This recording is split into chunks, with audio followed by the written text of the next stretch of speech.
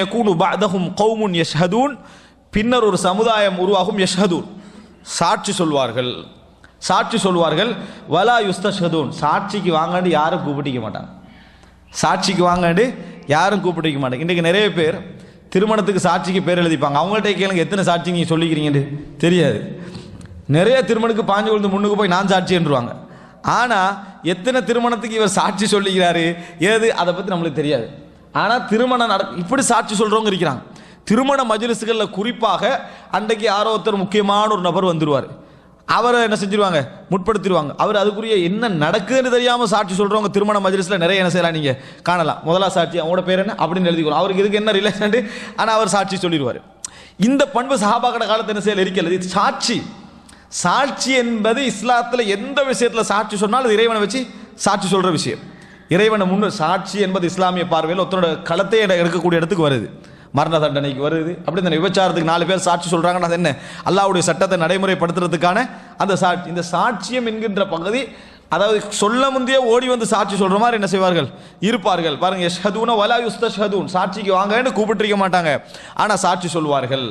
வயஹூனூன் வலா யுத்தமனூன் மோசடி செய்து கொண்டே இருப்பார்கள். வலா யுத்தமனூன் அவர்களுக்கு ஏதாவது ஒரு அமானிதத்தை அவரிடத்தில் ஒப்படைக்க முடியாது, அந்த அமானித பேணுகின்றவர்களாக அவர்கள் இருக்க மாட்டார்கள். வயன்சுரூன் வலா யஃபூன் நேர்ச்சை வைக்கிறதுல வேகமாக இருப்பார்கள், நிறைய பின்தங்குவார்கள். நேர்ச்சை வச்சா அன்றைய நபித்தோழர்களுடைய அந்த நேர்ச்சையெல்லாம் பார்த்தீங்கன்னா, ஜாகிலிய காலத்தை உமர் ரலியல்லாஹு அன்ஹு ஒரு நேர்ச்சை வைக்கிறாங்க. ஜாகிலிய காலத்தில் நேர்ச்சை வச்சுட்டு ரசூல் ஸல்லல்லாஹு அலைஹி வஸல்லம் மக்கா வெற்றிக்கு போகிற ஹுனைன் யுத்தம் நடக்குது. அந்த நேரத்தில் ரசூல் ஸல்லல்லாஹு அலைஹி வஸல்லம் கேட்குறான் உமர் ரலியல்லாஹு அன்ஹு அவர்கள், நான் நதர்து ஃபில் ஜாஹிலியா நான் அத்தக ஃபில் மஸ்ஜித், நான் வந்து மஸ்ஜிதில் ஏத்திகாஃப் இருக்கணும் முன்னாடி ஜாஹிலிய காலத்தில் என்ன செஞ்சேன், நான் ஒரு நேர்ச்சை வச்சு இந்த நிறைவேற்றவான்னு கேட்டாங்க. ஒரு நாள் இருக்கணும் முன்னாடி. அப்புறம் ரசூல் ஸல்லல்லாஹு அலைஹி வஸல்லம் சொன்னாங்க ஓஃபி நதரக் நிறைவேற்றுங்க. நான் பள்ளியில் போய் ஒரு நாள் ஏத்திகாஃப் இருக்கிறது, அது போய் என்ன செஞ்சார், உமர் ரலியல்லாஹு அன்ஹு அவர்கள் ஒரு ஏத்திகாஃப் இருந்தார்கள்னு நாங்கள் புகாரி முஸ்லீமில் செய்தி என்ன செய்கிறோம் பார்க்குறோம். எப்போ வச்சது, அதாவது 14-15. நம்ம என்ன நினைப்போம் தெரியுமா, ஜாகிலிய காலத்தை வச்சு இங்கே ஒரு கணக்குக்கே என்ன செய்யாது வராதுன்னு விட்டுருவோம். ஆனால் அவங்களோட பார்வையில் அப்படி இருக்கல, நேர்ச்சை நிறைவேற்றணும், நேர்ச்சை நிறைவேற்றணும் என்ற மனது இருந்தது. அப்போ பாருங்க, வயன்துரூன வலா யஃபூன் நேர்ச்சை வைப்பார்கள், நிறைவேற்ற மாட்டார்கள். வயத்ஹரு ஃபீஹி முஸ்ஸிமன் கொழுப்பு அதிகரிக்கும் நாங்கள் சொல்லலாம். அன்றைய காலகட்டம் கொழுப்பு அதிகரிக்கக்கூடிய காலகட்டம் நாங்கள் சொல்லலாம். சுப்ஹானல்லாஹ், எப்படி கொழுப்பு அதிகரிக்கும்.